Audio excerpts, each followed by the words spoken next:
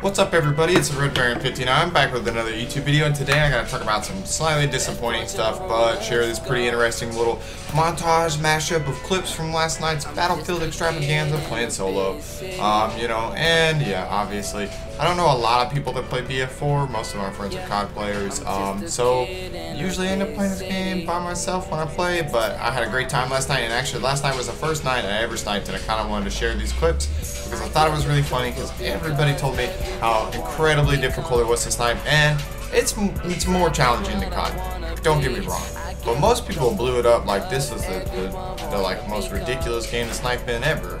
I honestly think Halo is harder to snipe in than this game. You know, I don't know, because really, sometimes you get one shots in this game without headshots, and you know, I mean, and getting the headshots is not as difficult as people think, and quick scoping is very, very possible in this game.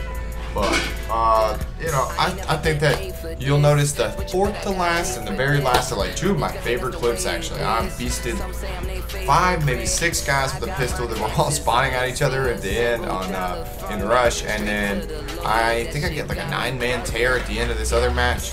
And there's one funny part where I should have used the C4 when I'm using the Iron Sight Sniper and flooded, and I think you'll notice that. But anyway, let's move on. So the real topic of today is I sadly will not be able to complete my PC build until Tuesday. I received all my parts I showed in the last video, and it turns out the motherboard was dead on arrival, which is also known as DOA. Man, I went through every single testing procedure possible. You know, we tried running it with bare essentials, which is the CPU and the heatsink fan, and we tried running it with, you know, 1 RAM card, 2 RAM cards, different setups. You know, I had to put this jumper on to even get it to boot, and yeah, I just got a bad motherboard. You know, it happens, not a lot. I went through every testing thing I possibly could, and I'm pretty much positive I got a bad motherboard that wasn't reading the CPU, because I know the PSU is fine, you know, and hopefully Tuesday everything works out fine. I won't have any issues, and I will be showing you the final build because it is very beautiful on the inside when it's done. And also, I had another shitty thing happen. Amazon sent me a used tower and sold it to me as new, and it was obviously used. Like you see, I didn't know for sure when I first got it because there was damage to the top of the box. But to be all the way real, like, yeah, I had a suspicion before I even opened it, and then I opened it, and you know, I didn't see any damage at first, so I thought, you know, I mean, if it was used, he didn't do nothing to it. But then I noticed when I was taking off the sidewalls that yes, there was like a dent in the side where the guy had obviously not been super careful taking on or putting things off, or putting things on and taking things off. Sorry guys.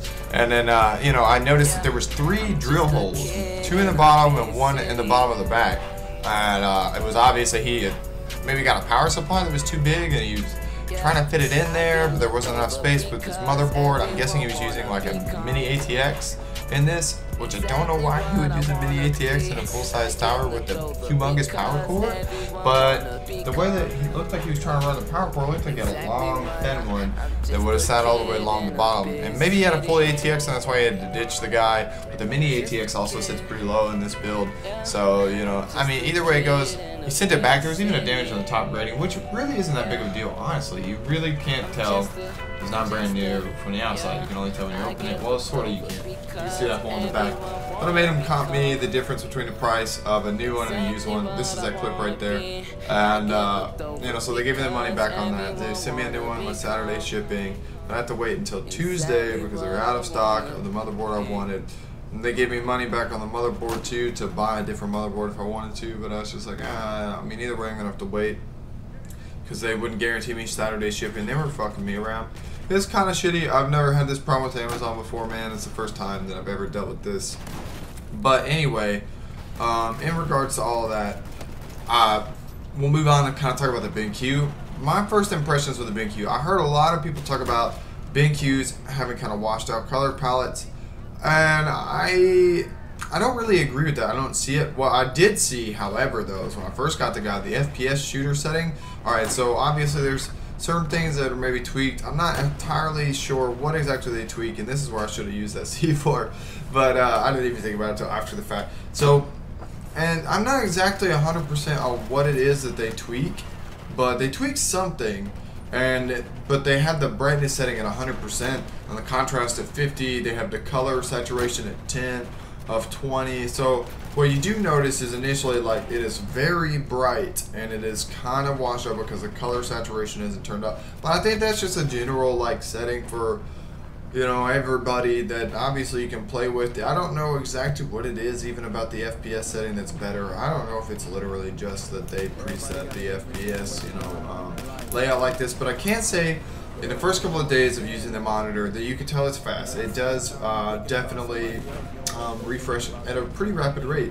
You can see the input lag is low. Like, you can tell it is a good monitor that responds quickly to inputs, responds quickly to changes in environmental, you know, input from the game, and I mean, you can tell it's good. Like, your shots feel more accurate. You feel slower in some ways while moving around, but that's because it's refreshing so much faster, I think. You know, I don't know, but I haven't seen any negatives to this monitor as of yet.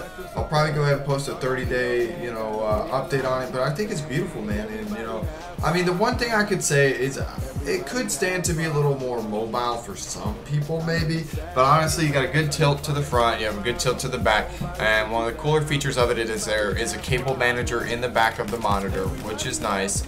And it looks like you can also put, like, what looks like a slot for maybe a mix amp. You know, like a regular mix amp can fit back there, and you can also definitely hang your headset on the back, which is neat. You know, you can get it out of the way while charging if yours didn't come with a charger stand, or if it did come with a charger stand like mine, and you just want to take that extra item off of your desk and free up some extra space. Well, there you go. You know, and I mean, personally, I think it's pretty good. It's definitely one of the better monitors I've played with, response time wise, but it is definitely not as visually impressive as Ace's IPS screen. I will say that, but it does have an advantage over the current monitor that I have in terms of screen response time and input lag, but just a little bit. But realistically, the IPS screen that I have is also, as I said previously, designed for other things. But this is the Red Baron 59 signing off. Drop me a like, comment, and subscribe. Ask me any questions if you have them, and I will see you.